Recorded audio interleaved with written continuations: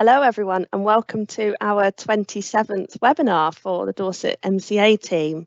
So today we're going to be talking about Section 21A challenges and the process within the Court of Protection. So my name's Tilly Baden, I'm the Assistant Team Manager for the MCA team, and I'm very excited to be joined today by Caroline Sheesby, who's one of our best interest assessors within the MCA team. And some of you might know Caroline from recently joining our team from working in the Home First team, and she's had a lot of Court of Protection experience. So really excited for her to join us today.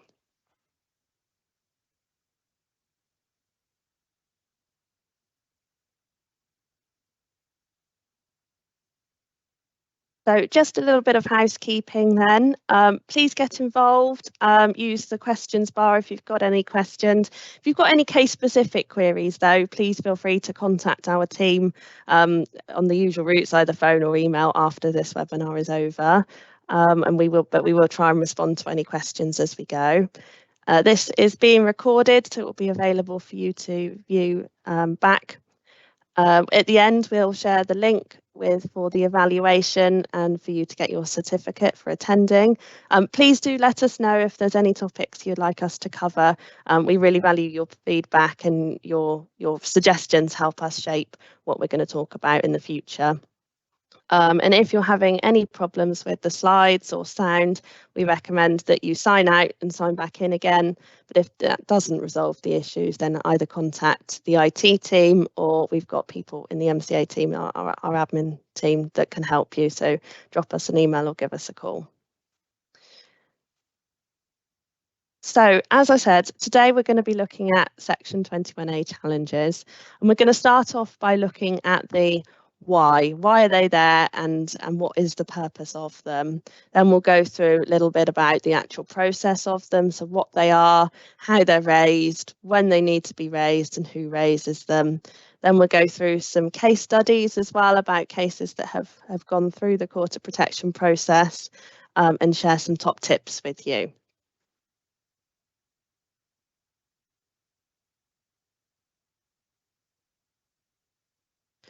So just want to start off by reminding you all why DOLS came into being in the first place.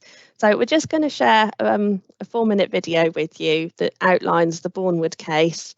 Now, it is quite a hard-hitting video. No matter how many times I've seen it, it makes me quite emotional watching it.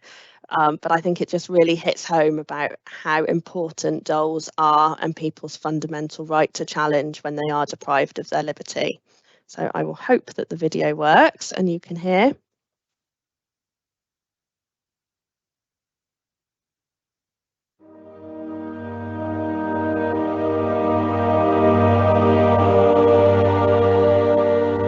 He's standing in the corridor, bashing his head. There was blood all over him, all over the walls, all over the doors. He looked so neglected.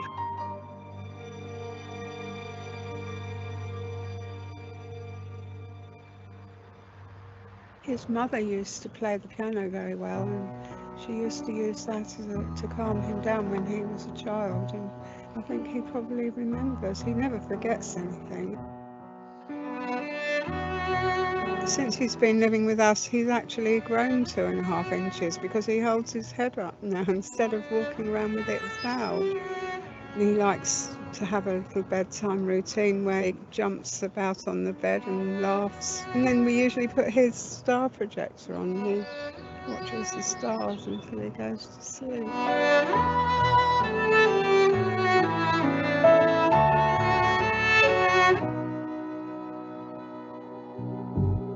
It was a different driver that day and he took a different route. The last person to get on the bus was very disruptive, which upset him, and he just was inconsolable. When he got to the centre, it just escalated into a very difficult day. Apparently, he was admitted to the severe behavioural unit in an unprecedented amount of time, in 20 minutes of arriving, and we weren't allowed to go and visit him.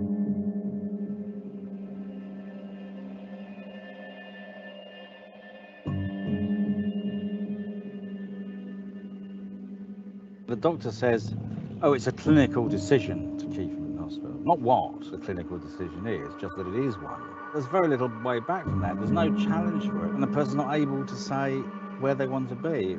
As far as we were concerned, he was a member of our family that was missing. Our biggest fear was that he would think we'd abandoned him.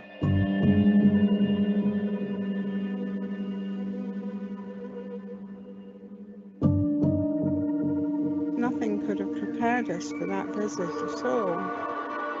What we didn't realise was how much he'd suffered in there because he was deprived of his liberty.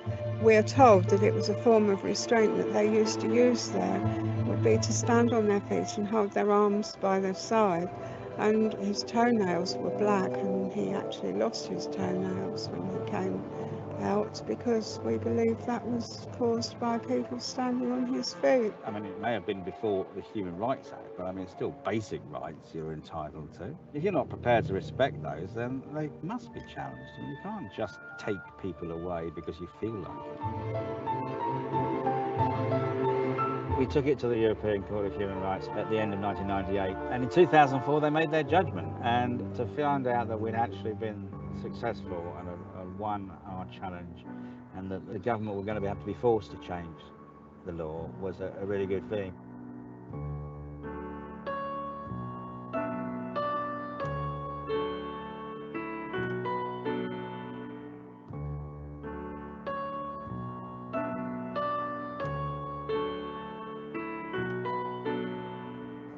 To win at the European Court meant safety because we can go out without worrying that the same thing could happen again. Previously, before this ruling, I mean, no one could ever speak for another adult when they don't have the capacity themselves. Along with the Mental Capacity Act now gives people some rights to be listened to, be consulted about various things that people's lives. It wasn't just for H, it was because with all these autistic children growing up in the community, we really wanted them to have the confidence to go out without feeling they were going to be detained. He walks really well now. And he doesn't walk around with his fist clenched anymore. He holds his head up and he looks proud.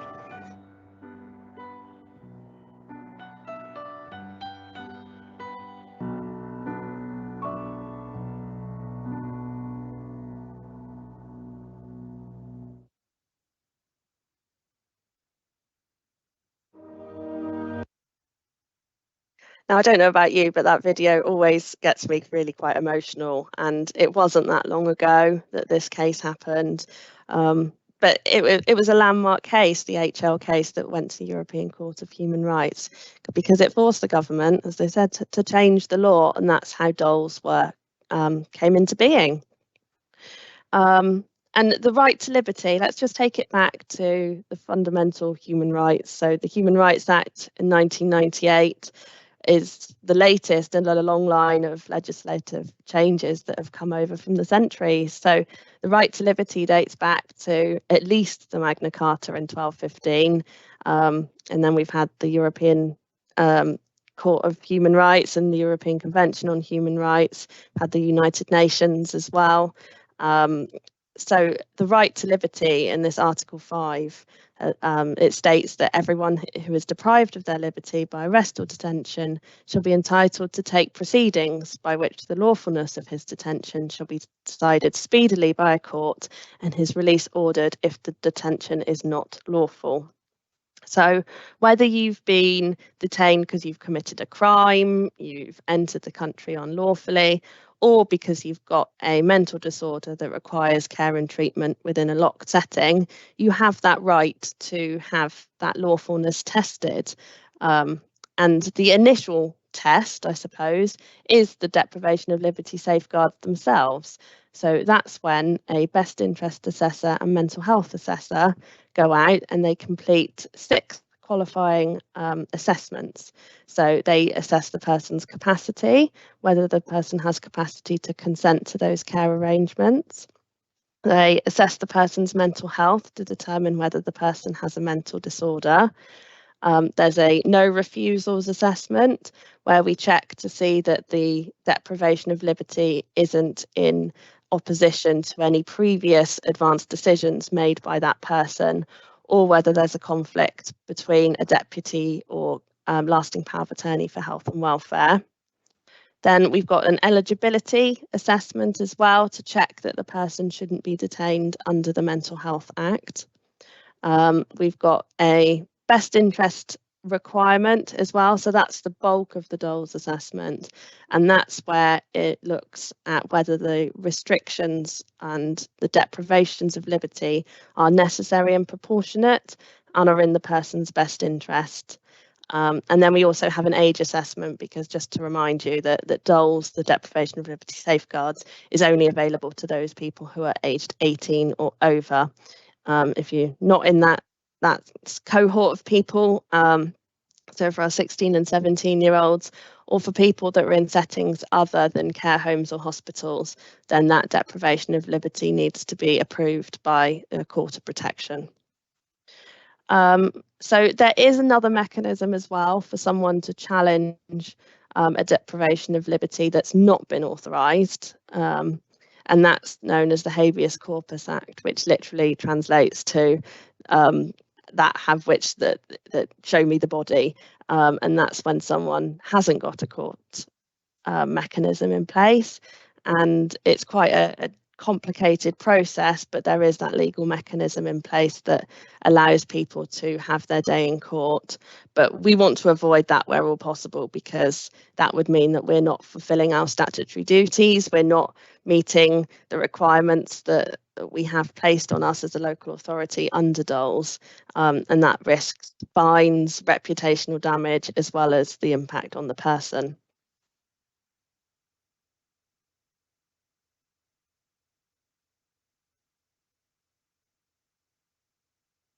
So what is a Section 21A challenge? So once a DOLS is authorised and in place, a person who still doesn't feel that their care and support arrangements are right for them has the right to have their day in court.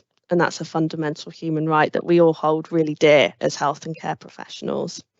So there's a mechanism that's set out under Section 21A of the Mental Capacity Act, and that challenge can be brought against either a standard authorisation, which might be in place for up to a year, or an urgent authorisation as well that can be put in place for up to 14 days.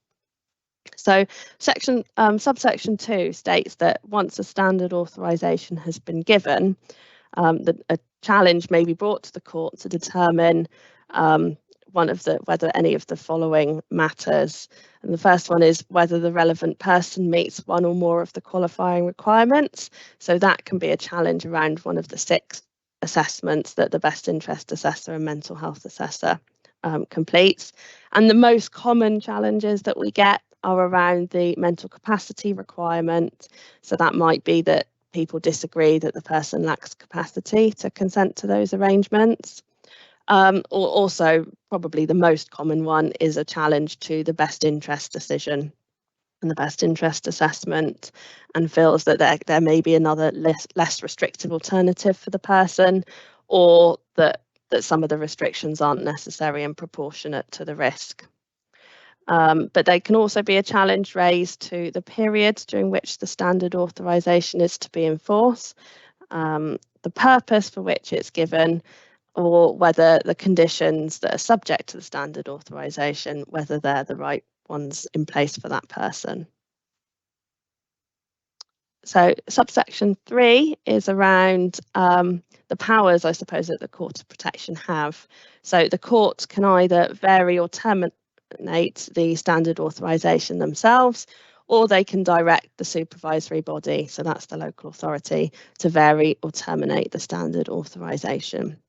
So that just really sets out that the court can dismiss it altogether and say that the person can order their release, or whether actually there are steps that the local authority or interested parties need to take to vary or change that standard authorisation.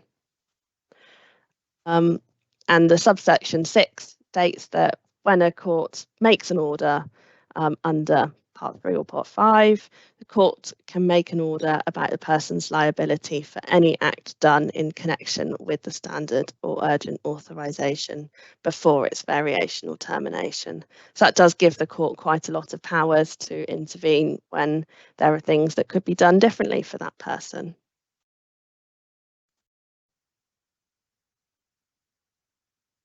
So when is a Section 21A challenge needed? So for some people, they'll be able to give a clear and consistent objection to their care arrangements. They might be saying, I don't want to be here, let me out, get me home. And it's really quite obvious that the person's objecting, and then a challenge is needing to be brought. But there are also those people where it's a lot more subtle and it's less clear about whether it is an objection or not. So there's two bits of case law that have really shaped our understanding about what an objection is. And we have covered this in previous webinars before. So the first case is AJ versus the local authority back in 2015. And then the second case, well, is the RD and others case. That was a collection of 5 cases back in 2016. And Justice Baker gave some really helpful guidance about what the RPR, so that's the relevant person's representative, so that's the person that's representing the person during these proceedings, and just gives them some guidance about what they need to consider. So the RPR needs to consider the person's wishes or what they would have wished had they been able to express themselves. So the capacity for asking to issue proceedings, now that is a much lower threshold than litigation capacity. So if someone is saying that they want to issue proceedings, then we would need to assess whether they have capacity to make that decision or not. But even if they lack capacity to make that decision, the RPR has a duty to consider whether their behaviour, their verbally communicating, or any part of their presentation is indicating that they would wish to apply to the Court of Protection if they were able to ask. So we also have to have regard to the following things. So that's any statements made by the person or any connections around his or her wishes to the feelings in relation to the proceedings. Any statements by the person about his or her residence in care. Their expressions of the emotional state, the frequency that the person is objecting to the placements or asking to leave, the consistency of his or her expressed wishes or emotional state. So is it a one-off incident, or is it continuous or regular, or is it occurring at frequent points? And are there any other potential alternative reasons for his or her expressed wishes? So we also have to look at the person's behaviour. So the RPR would need to consider the possible reasons for the person's behaviour, whether there's any medication that's in place, that is the person being sedated or treated with psychotropic medications. Is the person packing their bags? Are they trying to leave? Are they banging the doors, seeking exits, rattling door handles, looking out the window, those sorts of things? What's their relationship and demeanour with the staff? Are they quite comfortable in their presence, or are they acting quite fearfully or trying to get away from them? And we'll be looking at the records of challenging behaviours as well to try and work out if there are any potential triggers. And we also would need to look at whether the person's objecting to particular aspects of their care and treatment, or whether they're objecting to everything in the entirety of their care arrangements. So we kind of have 3 common scenarios then when 21A challenges are likely to be raised. So the first one is when the person is in hospital and they're objecting to the proposed discharge arrangements. And it's really clear that the people who are objecting cannot be moved to a different setting without their agreement. if they're objecting, then they need their day in court to have those to have their arrangements tested within the court process. The second common scenario is that a person's in a care home, they are objecting, but actually there are no viable alternatives to meet that person's needs, but they still have that fundamental right to have that tested, and we would still be wanting them to have their day in court if they so wish. And then the third scenario then is when a person's in a care home objecting to their care arrangements, but there is probably something that could be done to support that person back to, maybe that's their own home, supported living, or even maybe a less restrictive care home, or where they can have some more freedoms and rights that they currently don't have.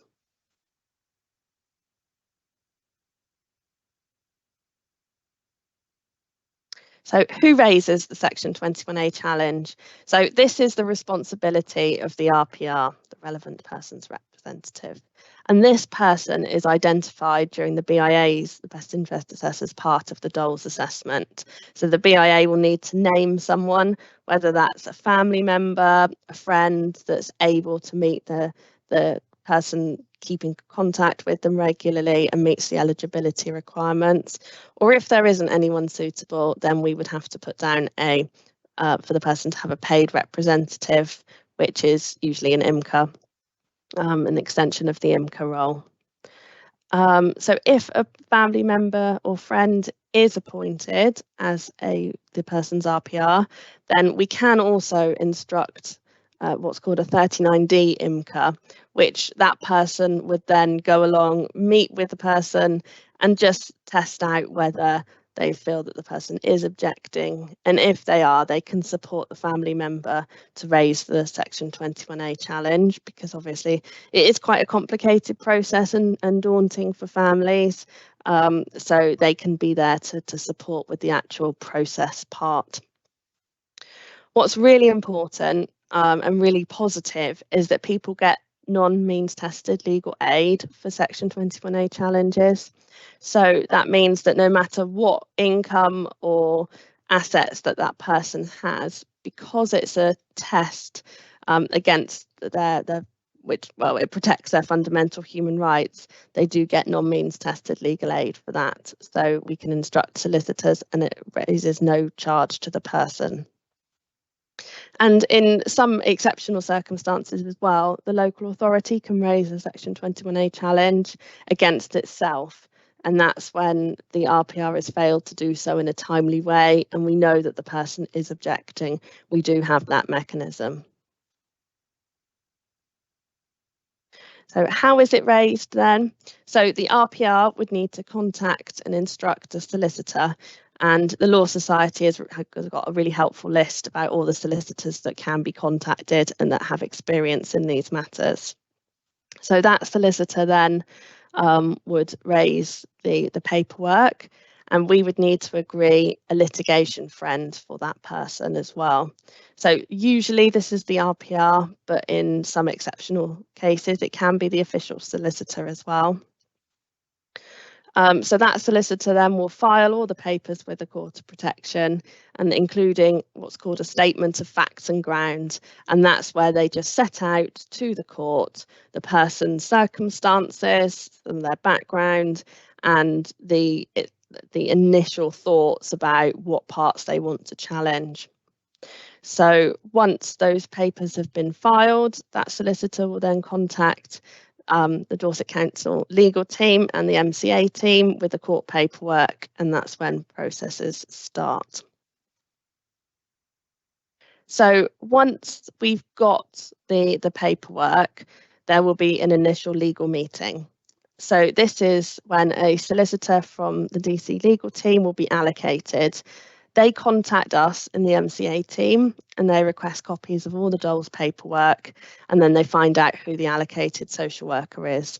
And if there isn't an allocated social worker as of yet, the MCA team will then contact the APM or locality manager in that person's area and say that there needs to be an allocated social worker urgently. So legal will then set up an initial legal meeting with the allocated worker and also invite a member of the MCA team. And the social workers manager can also attend if that would be helpful, particularly for those social workers that haven't had much experience with quarter protection cases before. So during that initial legal meeting, the solicitor will go through the statement of facts and grounds with us to check that it's accurate. They'll ask the social worker for some background information of Dorset Council's involvement. They want to know what's been tried before, what options could be considered, and establish an initial Dorset Council position. Although that might change as we gather more evidence, we just need to be thinking about what the likely outcomes will be. And they will also help to identify any evidential gaps so that we can start thinking about how these are going to be filled. So the initial legal meeting is also an opportunity to ask any questions, and particularly for those of you that haven't conducted court proceedings before, you might have some specific questions about the evidence or witness statements or the processes.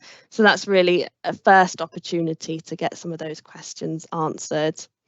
And at this initial legal meeting, we also need to consider whether any other parties need to be joined to the proceedings. So I'm going to invite Caroline in now to share with us some of her top tips for preparing for the initial legal meeting. So Caroline, over to you. Thank you, Tilly. I've been involved in quite a few of these kind of situations in the past, so just wanted to share some of the knowledge that I've built up over time. What I'd like to start with by thinking about, if you are brand new to court work, I think it's really important to think about perhaps enhancing your knowledge beforehand with thinking about shadowing a meeting to build up your knowledge and your confidence, so that suddenly it's not so new and scary and outside of your comfort zone initially. As Tilly has said, I think it's really important that you remember that your manager can be invited along to this meeting, and particularly if it's quite a difficult case, it's quite useful because you will be working closely with your manager so that they're fully aware of exactly what's going on, but also as well can be fully aware of the impact that this will have on your workload and your capacity. The previous slide, until you spoke about the fact that legal services will have received a statement of facts. This should be forwarded to you. It's really important to read this, because some of the things that we talk about in this meeting is ensuring that this information is accurate, so that if any inaccuracies are there, that they can be corrected at this early stage. I think it's quite useful as well. It gives us an opportunity just to remind yourself of all the action that you've taken to date. Make sure that you're in the position so that you can talk about the options that you've previously tried that have led you to the position that you're currently in at this moment in time. Read the documents that you've already completed, likely that you will have done assessments and support plans ahead of this meeting, and that will be there to evidence your interventions. I think it's really important as well to be stopping to think about, at this moment in time, do the documents demonstrate that you've held the person's views central in all of your decision making and ensured that you've considered the lesser or the least restrictive option that's available, the key principles of considering capacity and best interest. And use the opportunity to reflect ahead of time, so that you can be really clear about, are there any questions that you want, to ensure that you make the most of this opportunity that you have with speaking with the legal team. And also ahead of time, think about where you perceive there may be some gaps in the evidence trail that you have at this moment in time. Okay, hand you back to Tilly. Oh no. It's going to let me move the slides on. So Caroline, could you just talk to us a little bit about interested parties and what that means? No problem. Usually the court proceedings are directed between the person raising their objection to the local authority. So it's then the local authority and the person we refer to as P in these cases usually. However, there can be other parties that are joined. It's not just contained to just those two parties. Sometimes it may be that another professional organisation needs to be joined, but it is really important also to remember that family members can also become interested parties. So not only can they be there working in the background, they can actually represent themselves, or alternatively, they can arrange their own independent legal counsel at their own expense to be party to these proceedings. I think it's fair to say that it would be important that legal representatives, and it's usually P's legal representative, would talk to the family member if they would want to become an interested party, to ensure they're aware of all the implications, because at times parties can be required to share costs and expenses. And so it would be important that anybody that is joining as a party is aware that that is a potential in this situation. Alternatively, other than becoming an interested party, family members can participate in the process in the usual ways by being involved in best interest decision making, and they can also submit a witness statement independently to the court. And that as a social worker, you need to be aware that you support them if they would wish to do that. The key thing, though, is that family members need to be aware that if they are joined as an interested party, they wouldn't get to see all of the court paperwork unless the interested parties and the court agree that that would be appropriate. Thank you, Caroline. Hopefully it's going to let me move the slides on. Just thinking about it. Oh, gone too far. Oh no, it's gone too far. Hang on. Gonna have to go back. Tilly, if you stop pressing it, I'll stop moving anything.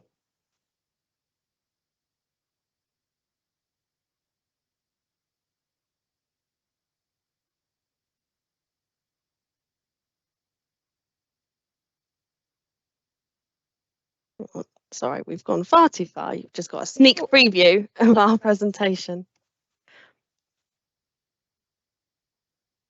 Right. Okay. Caroline, you might need to mute because you can hear me from yours as well. Okay, so we're just going to go through a few questions now that are common questions that come up. So if you're an assessment and support coordinator, an ASC, will you be asked to support someone during 21A proceedings?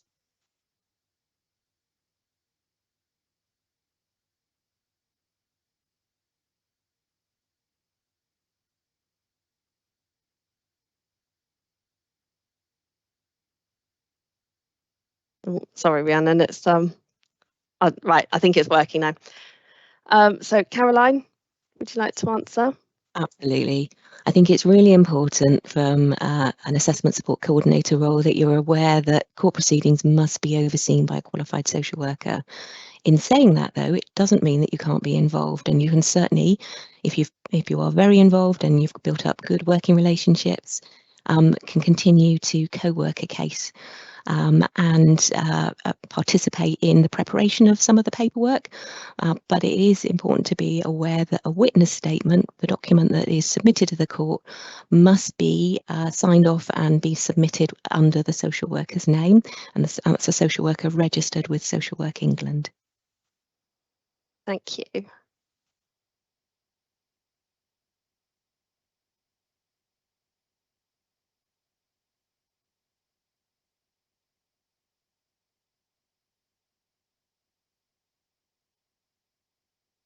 So, Caroline, could you just talk through some of the top tips then about gathering your evidence for court proceedings? I think, firstly, I was thinking, what does evidence actually mean? And I think for me, it's thinking about that the evidence are the tools that we use to record our social care interventions. And they're the documents that we standardly use to organise our adherence to organisational policy and primarily the Care Act and the Mental Capacity Act. So for me, the most important documents are likely to be the strengths and needs assessment, as well as a support plan. I think the other critical aspects when we're stopping to think about court processes is that the court will want us to be evidencing and demonstrating that we've considered capacity, and that if somebody is assessed as lacking capacity, that we are demonstrating that we have completed best interest decision making. What I've also found is that actually it can be quite useful to produce a simplified chronology of the key points of somebody's journey that has enabled us to reach the point that we're at this moment in time. I think what I would say is also, when you're completing these forms, use them creatively. It's about how do you present a person's situation. What I would say now is that since COVID, more frequently, courts are now using paper applications to consider people's situations and make their decisions. So it's really important that we present as much detail on our assessment forms as possible. I think it's really important as well that we stick to facts, not opinions, and that your conclusions and recommendations are evidence-based. I think when you're also gathering evidence, it's really important that you realise that if anything is coming from a third party, that you will need their consent from the person that's produced it to be able to share that evidence with the court. Thank you, Caroline. So we're just going to talk then about your witness statement. So Caroline, again, would you please talk us through what this looks like and what some of the things you might be asked to include within your witness statement? I think for me, the most important thing is that remembering that it is actually your witness statement. So this is your report for the court. Legal services will guide you. They will tell you the key points that need to be covered, but it's really important that you ensure that this is how you wish to represent yourself and the situation to court. It's your opportunity to demonstrate your positive casework and how well you've worked within the law and within the requirements of our organisation.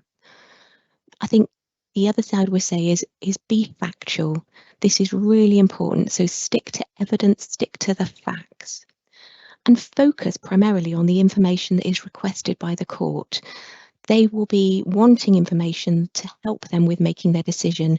They don't necessarily need to know all of the information that you know. There are key things that they will want to be aware of. Make sure that you evidence creativity in the options that you've considered, and ensure that you perhaps are, for most situations, completing a best interest balance sheet, and really think about the advantages and the disadvantages to all.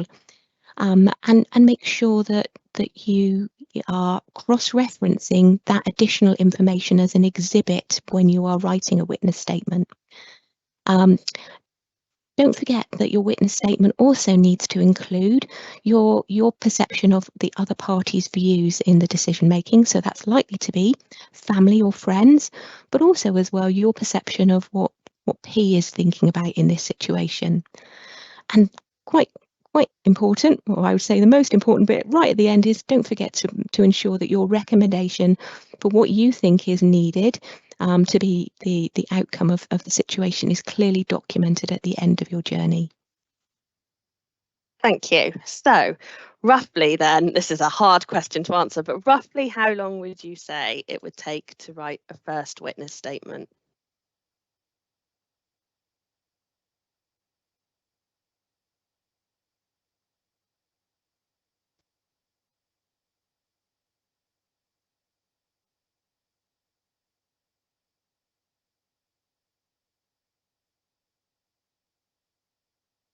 You're right, Tilly, it's a very hard question to answer.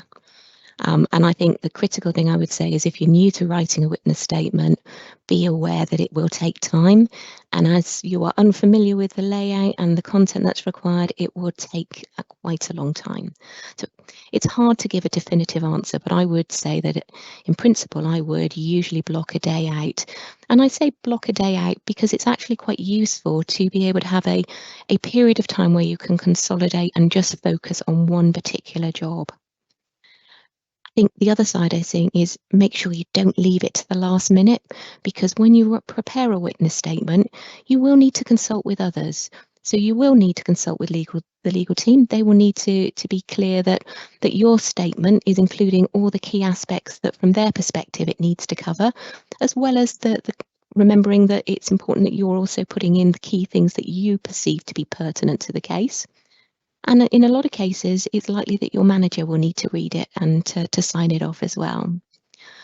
I think the other side is that ahead of writing a witness statement, you may also be able to prepare some of the supporting exhibits, such as strength and needs assessment, the best interest analysis. But sometimes when you're writing the statements, it also identifies that you may wish to include some of the information as a supporting exhibit, and you then may need to prepare that as a separate document to be attached to it. So the key thing is it will take time. Don't leave it to the last minute, so that if it takes longer than you anticipate, you've got a bit of extra wriggle room.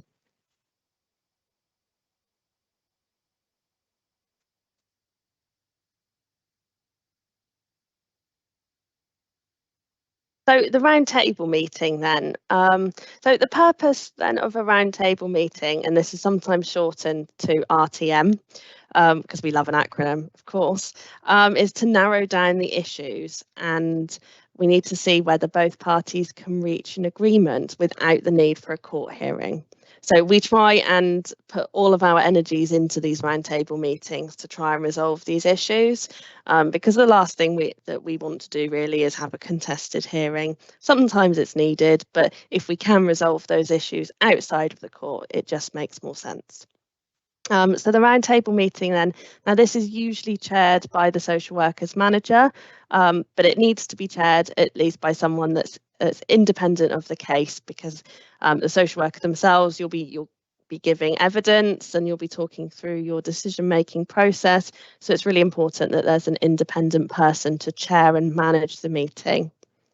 As this is a court process, we will need a minute taker, and it's really important that that we secure a minute taker to do this meeting, because there are timescales as well that those minutes need to be shared with the court and all the interested parties. So at the end of the roundtable meeting then, the person's solicitor, along with our solicitor from our legal team, will meet and see whether a draft order can be agreed. So if both parties are satisfied, or all parties, if there's more than just the two, then the order will be sent to the court, and then the judge will authorise it or not. But if both parties can't reach an agreement, then a hearing will be needed.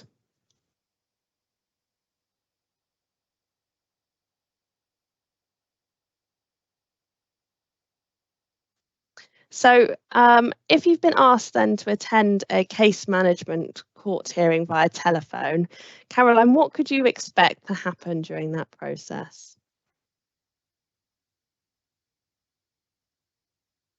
So normally the journey starts with pre-hearing discussions. So that's really when the interested parties, so that's yourself, representation from Dorset Council's legal team, the person that is representing P, as well as P's legal representative, and any other interested parties will get together to hopefully negotiate and confirm so what we are hoping that the judge will agree through a directions order.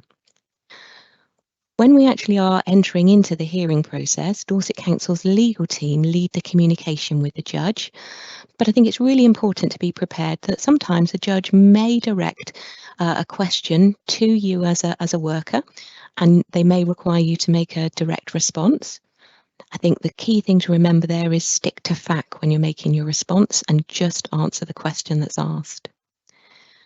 It's really important, though, that actually as a worker, you remember that you're directing Dorset Council's legal teams in these proceedings. So you may want to invite your manager to participate if this would promote your confidence.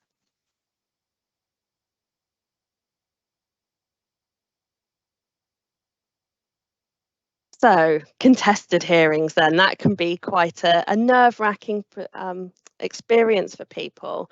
So Caroline, what would you expect? What could you expect to happen? And do you have any top tips?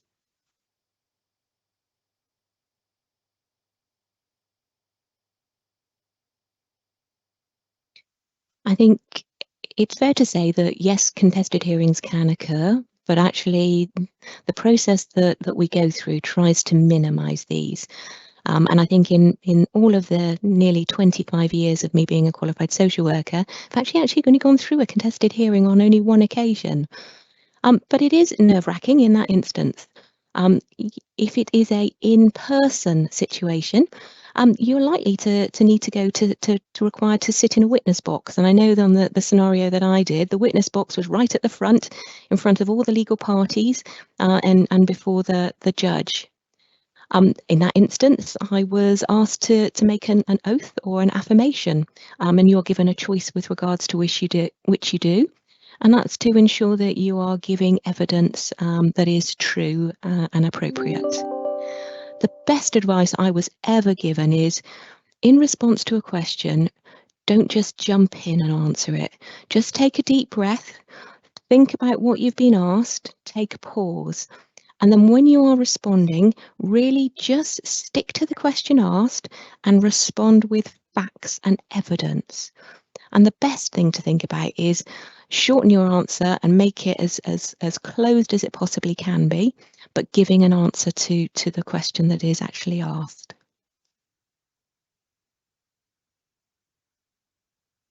So in some circumstances, the person's solicitor might request a Section 49 report.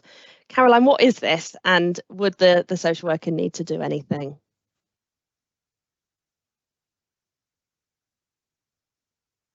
So a Section 49 report is standardly directed at other parties, but actually with looking and doing the research, with thinking of this slide, actually it is the Court of Protection can request information from the local authority, but usually it's considering questions relating to somebody's capacity, and it can be for any matters such as the court may direct. But I think the key common areas that usually a Section 49 report is asked is to ask for a specialist mental health report with regards to issues such as capacity to litigate the proceedings, to make decisions about care and accommodation. Frequently, when P's is legal representatives are asking whether or putting forward that this is required, our legal services will come back to you as the allocated worker and will ask if you think that this is a necessary action. And if it's not your belief that that's the case, you'll need to be able to give a detail as to why, to enable then Dorset Council's legal team to have further in detail conversations with the legal representative.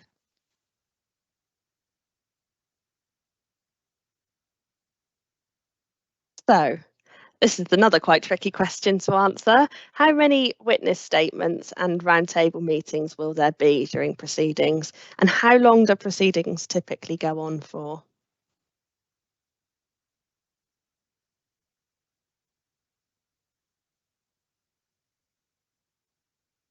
You're quite right, Tilly. It is a difficult question. It's how long is a piece of string? In my experience, every case is different. I think, though, in general, for a case that is quite traditional in its process, you will usually be asked to produce at least 2 witness statements and likely to have 2 roundtable meetings.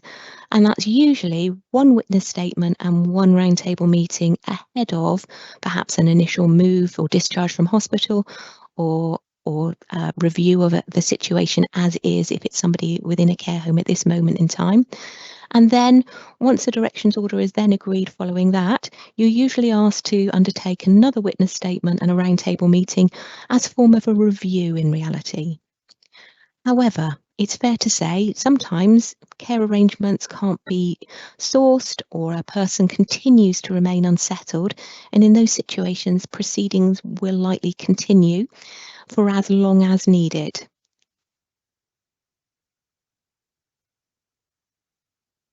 Thank you, Caroline. I remember there was a case where they went on for at least 11 roundtable meetings and witness statements. So I think that might be the record for Dorset. So we just want to share with you a couple of case studies now about successes that we've had within the Court of Protection. So Caroline, this was one of your cases, I believe. Would you like to talk us through the case study of Mary? I certainly would. So this is a case that I dealt with when I was working in the Home First team. And this is a scenario that I was working alongside a assessment support coordinator.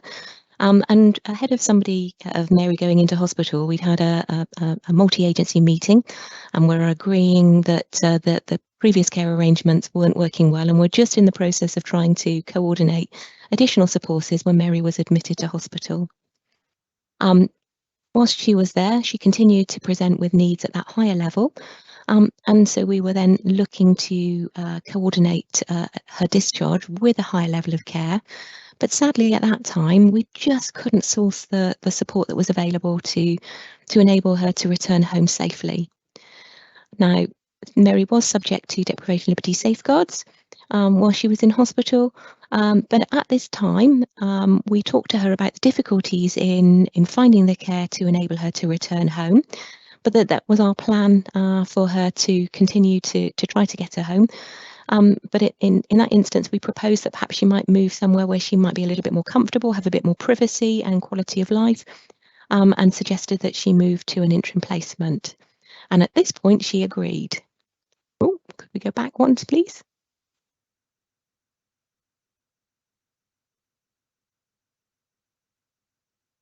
Lovely, thank you. So Mary transferred to a care home, and on a day-to-day basis, she was very settled and very compliant with care interventions. There were no issues with non-compliance, and there would have been nothing from her behaviour that you would identify that she was objecting to her care and accommodation. However, whenever she was asked her wishes, she would always tell you that she wished to return home, and she was able and continued to hold detail about her home, so she could actually give you information about sort of the layout of the home and how things were within that setting. We were continuing with best interest discussions and plans, and we continued to work on the plan for her to return home. Again, Mary was put forward by the care home for a further review of DOLS, and at that point again a DOLS authorisation was put in place.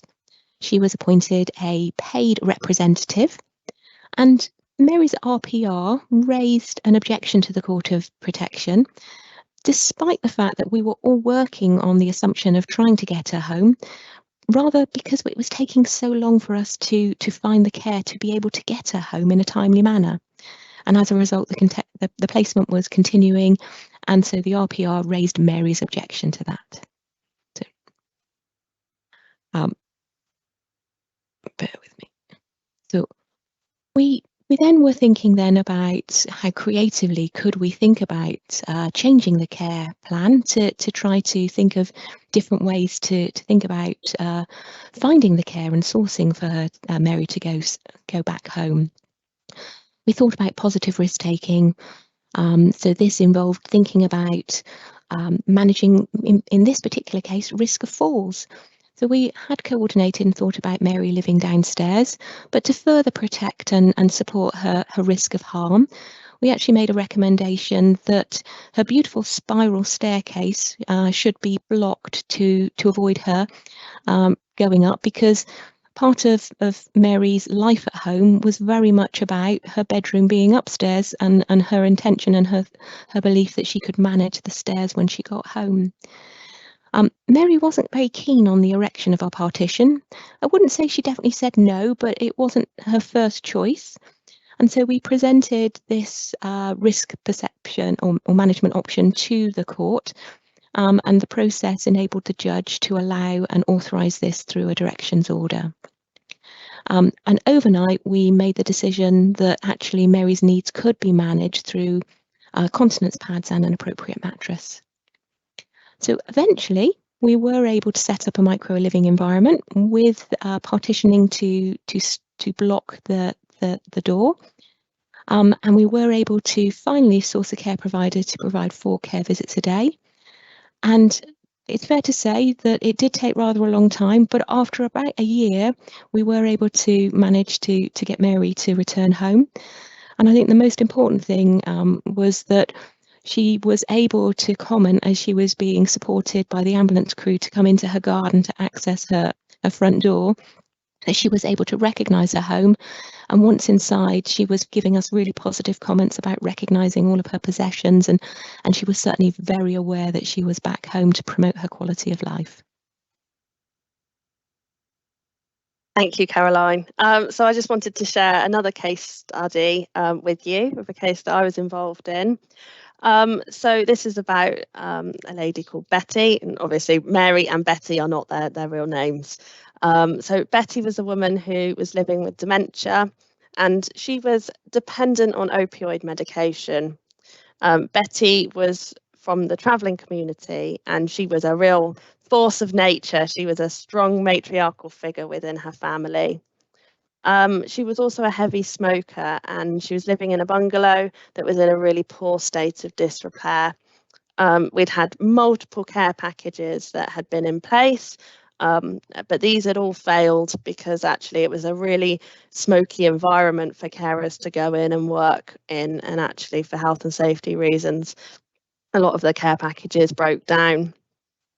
We did manage to source a living carer for a short period of time, but actually then this broke down quite abruptly due to Betty's behaviour. We did try and even find a living carer who themselves smoked, so that it was so that they felt that they were comfortable in that environment. But actually Betty's dependence on her opioid medication and her requests continuously for this, this was a really difficult thing for the carer to manage.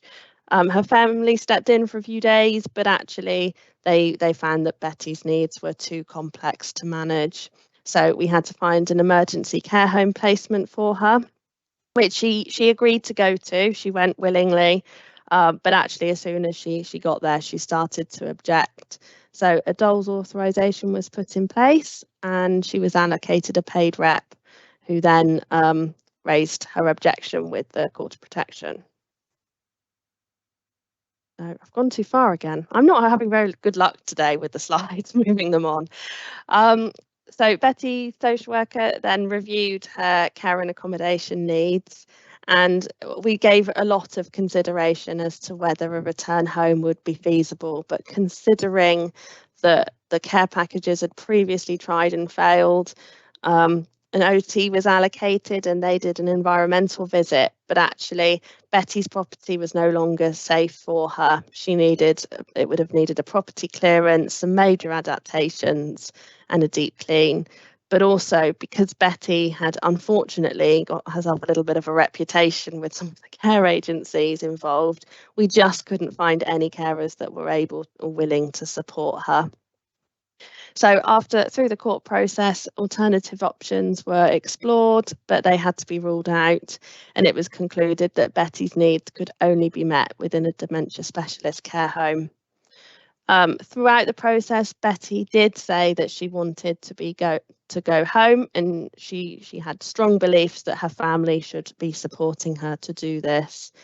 But actually, it was really helpful that the judge then went out and met with Betty in the care home and listened carefully to her, but then explained his conclusions that actually this wasn't Betty's family's decision, this was the judge's decision, that she had to stay where she was. The judge then wrote a letter to Betty and explained that this was the best place for her, and took that responsibility away from the family, which was a real sticking point throughout the court proceedings, because actually they had done their best to support her but just could no longer do that. And Betty did come to accept that the care home was where she needed to stay.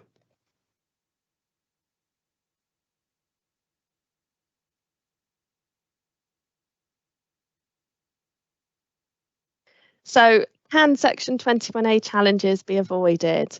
So if we can, we will try and do everything that we can possible to stop the need for a 21A challenge, because they are lengthy processes, and if in an ideal world we wouldn't need to have them. But if someone is objecting to their care arrangements, then we need to do something about it. So as soon as we place the person in a care home or hospital, we need to be considering their wishes and feelings throughout, and asking ourselves whether there are any less restrictive alternatives. we need to ensure that there are regular reviews, and actually if there are barriers that are coming up, that the person is objecting to elements of their care and support, can we do something to address those to stop the need for a 21A challenge? Are there restrictions that can be minimised or alternatives that can be put in place and tried? So I'm very conscious of time, but Caroline, would you like to share with us some final thoughts? Absolutely. I think it's really important for any of us in any of the work we're doing, if we're visiting people in either a care home or hospital, and we are aware that they are subject to a DOLS authorisation, remember that we're looking out for indications of objection. Because as much as it's the relevant person's representative role to raise a challenge, it's really important to remember that in those instances where perhaps they aren't taking forward and we recognise there's a challenge, that the local authority may be required to do so. I think it's really important to say, just don't be fearful of court work. It's really structured. It's very methodical. There is lots and lots of support available to you, not just through the standard processes, but with colleagues that have been through the journey before as well. I think remember why we're doing it, and it quite critically, this is about protecting fundamental human rights. And this is absolutely vital and the essence of the practice that we undertaken. I think it's really important as well to remember that it's all about evidence and facts. That's the key thing that we need to be demonstrating to the court. Think about, if the process is new to you, plan ahead that it may be something that is likely to come within your working arena. So think about shadowing an experienced colleague or potentially co-working a case. And also as well, when you're involved in this work, do make sure that you get regular supervision from your manager to help with guiding you through the process. And do remember that the MCA and the legal team are there for advice and guidance. Most importantly, be clear, open, honest and transparent with families. And I think sometimes it's helpful if you can think of it from their perspective, and also that helps them with giving the relevant information to them. And earlier this year, the Open Justice Court of Protection website produced a blog which was prepared by the daughter of an individual that had gone through this process. And I think this is a really useful read to remind us of the process and the impact that this has, not necessarily just on ourselves, but the wider parties as well. So I've just documented this on this list at this particular time as well. So thank you. Thank you, Caroline. We've put in some useful links for you. And this is now the end of the presentation. I'm really sorry we haven't had time to answer questions, but what we'll do is we'll go back through and we can reply to you directly, so that you'll be able to we can answer some of those questions. So we hope this has been useful for you. Please share your feedback with us, and follow the links. You will get a copy of the slides and the recording. So thank you very much, everyone.